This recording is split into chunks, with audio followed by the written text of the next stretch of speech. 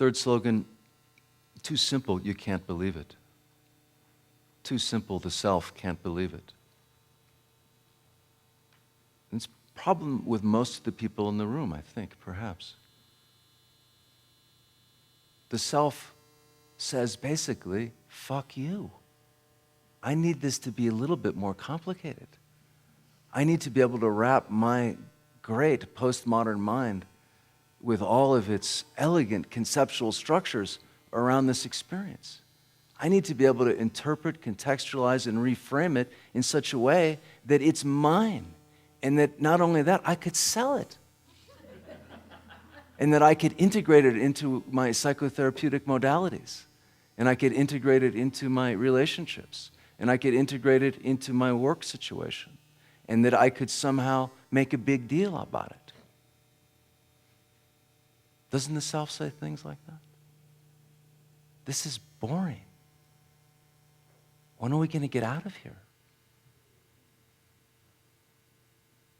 And your non-dual nature is looking at you.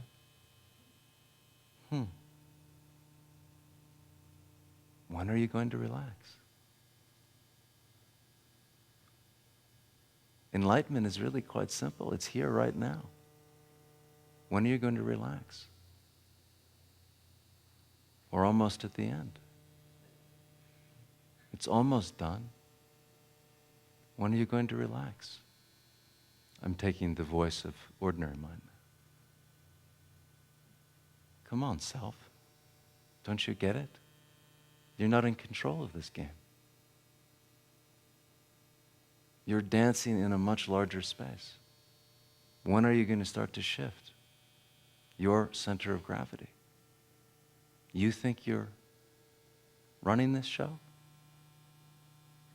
That's the mind of the self in relation to ordinary mind.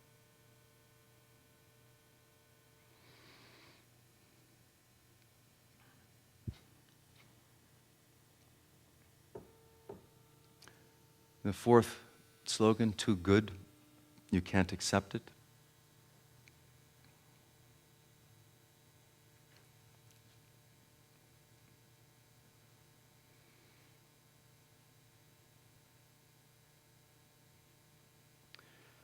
It has to do with trust.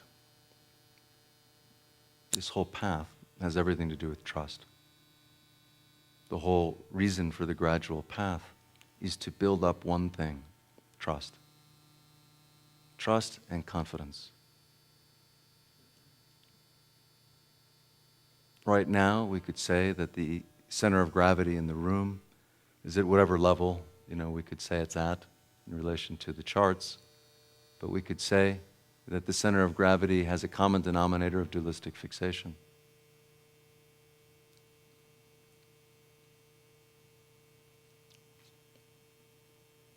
One aspect of that dualistic fixation is that we're attached to a negative self-image. We're attached to our difficulty. We're attached to having a problem. We're attached to having to be on the path. We're attached to, as what Ken would call seeking. We're attached to being the seeker. We're attached to being wounded. We're attached to being alienated. We're attached to a variety of negative, slightly negative, and very subtle clinging to negative self-images. It's said that this is what we have an ultimate fear of letting go of. That we can't simply accept what's being pointed out to us as our true identity. It's too much of a relief. You could actually relax with the whole situation. You could actually just lay down the burden and rest your mind and rest your heart. You could do that.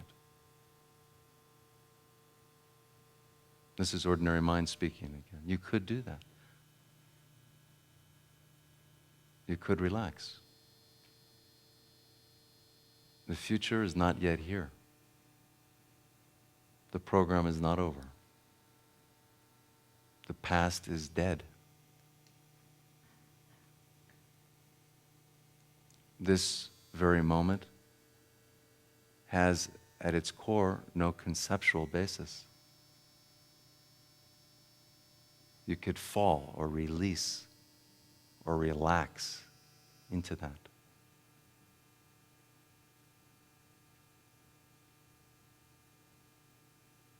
That's what the tradition is holding out to you. And I think we saw it demonstrated so beautifully today with Ken.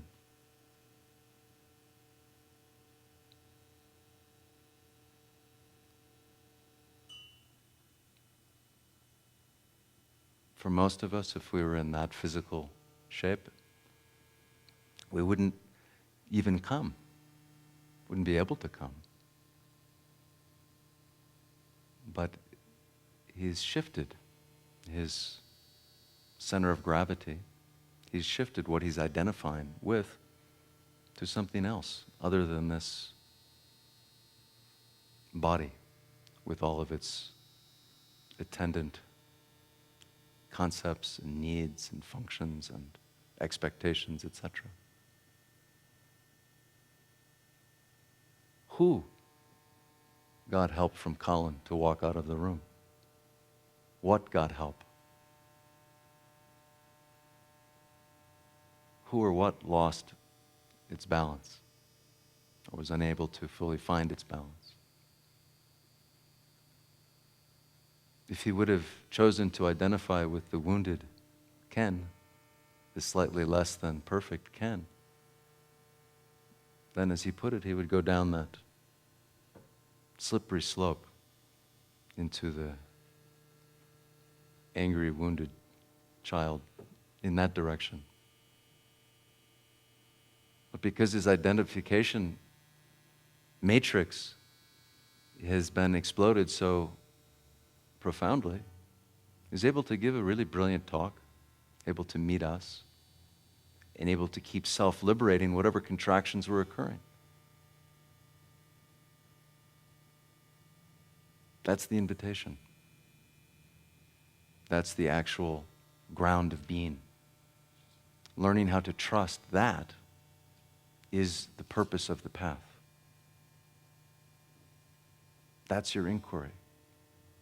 When we look at this process of state stage training and the movement from ego to soul, to shunyata, to non-dual, what are you trusting? What do you return to in that moment?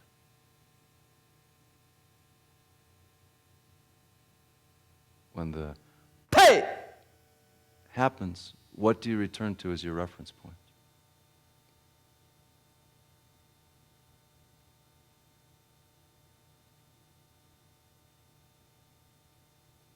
Where do you go?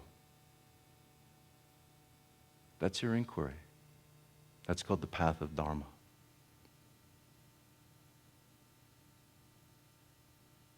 Where do you go when you come home and your husband and wife says, "I don't love you anymore. I want to leave. I've had enough." Where do you go? Where do you go when the doctor comes into the room and says, we just did these tests and I have some bad news for you. It doesn't look like you're going to live for that much longer. Where do you go? Where do you go when you turn on the television and you see George Bush again doing that thing he does? Where do you go?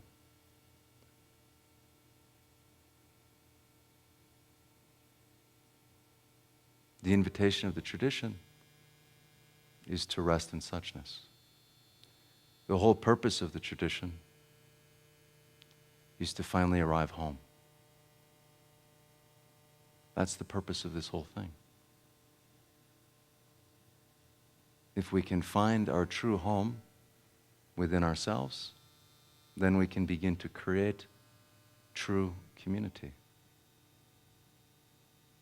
If everybody is dropping into that basic home, then the qualities of the Trikaya manifest spontaneously. There's an open, spacious field of fluidity. There's a luminosity or clarity which is also imbued with energetic resonance. And there's a responsiveness. When we're all home,